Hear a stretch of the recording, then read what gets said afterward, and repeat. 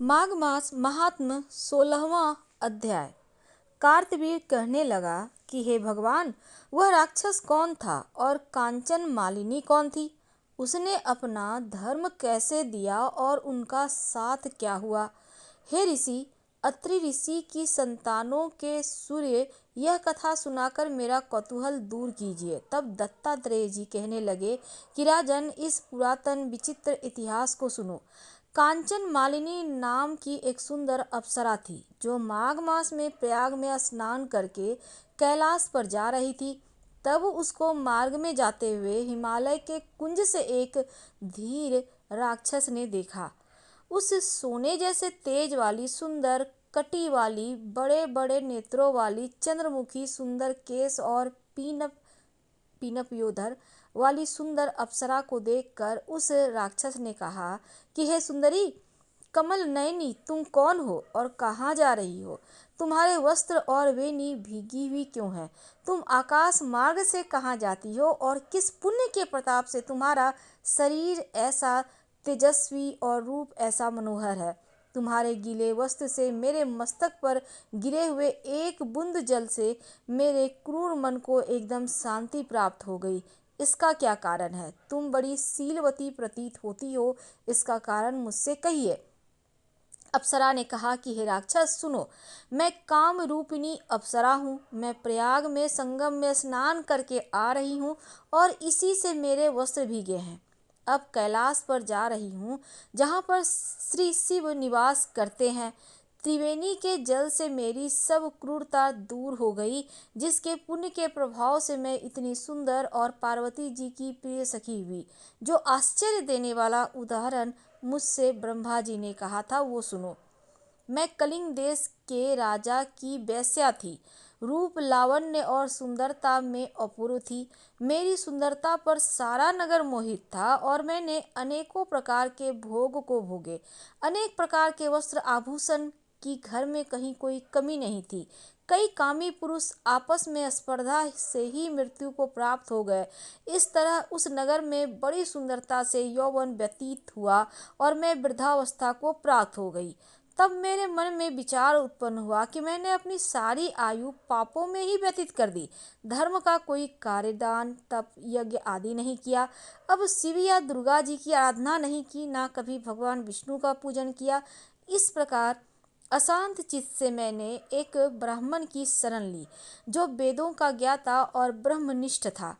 मैंने उनसे पूछा कि मेरा उद्धार किस प्रकार हो सकता है। महाराज, साधु सज्जन अच्छे और बुरे सभी पर दया करते हैं, इसीलिए मुझ दीन पर भी कृपा करके मुझे कीचड़ में डूबी हुई को हाथ पकड़कर उबारिए। क्षीर सागर क्या हंस को ही दूध देता है, बत्तख को नहीं देता? तब वह ब्राह्मण, राजा का पुरोहित, इन सब बातों को सुनकर मुझ पर दया करके कहने लगा कि तू ब्रह्मा के क्षेत्र प्रयाग में जाकर माघ मास में त्रिवेणी संगम में स्नान कर, परंतु मन में अशुभ क्रिया का विचार मत करना। पापों के नाश के लिए महर्षियों ने तीर्थ स्नान से अधिक और कोई प्रायश्चित नहीं बतलाया है। प्रयाग में स्नान करने से तू अवश्य पवित्र होकर स्वर्ग को जाएगी। हे भामिनी, पुराने समय में गौतम ऋषि की स्त्री को देखकर इंद्र ने काम के वशीभूत होकर कपट वेश में उनसे भोग किया था। इसीलिए ऋषि द्वारा श्राप दिया गया और उसका शरीर अत्यंत लज्जायुक्त हजारों भगों वाला हो गया। तब इंद्र नीचे मुँह करके अपने पाप कर्म की बुराई करने लगा। मेरु पर्वत के शिखर पर स्वच्छ जल वाले सरोवर पर एक स्वर्ण कमल से भरे हुए कोटर में घुस गया और अपने पाप को धिक्कारता हुआ कामदेव की बुराई करने लगा कि यह सब पापों का मूल है। इसके ही वशीभूत होकर मनुष्य नरक में जाते हैं और अपने धर्म, कीर्ति, यश, धैर्य का नाश करते हैं।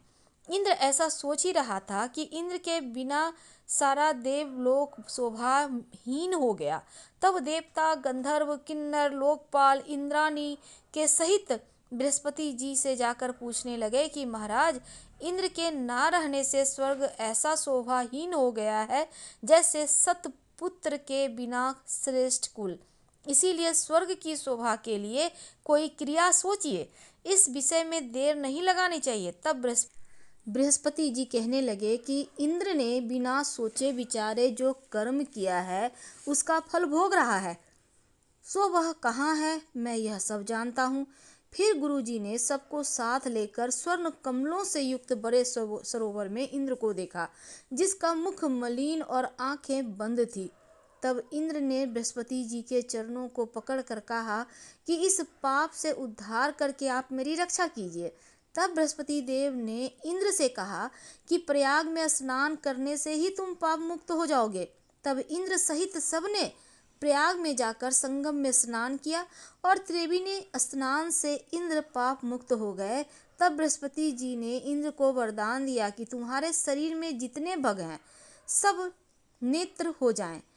तब इंद्र ब्राह्मण के वर से 1000 नेत्रों से ऐसा सुशोभित हुआ जैसे मान सरोवर में कमल शोभायमान होता है।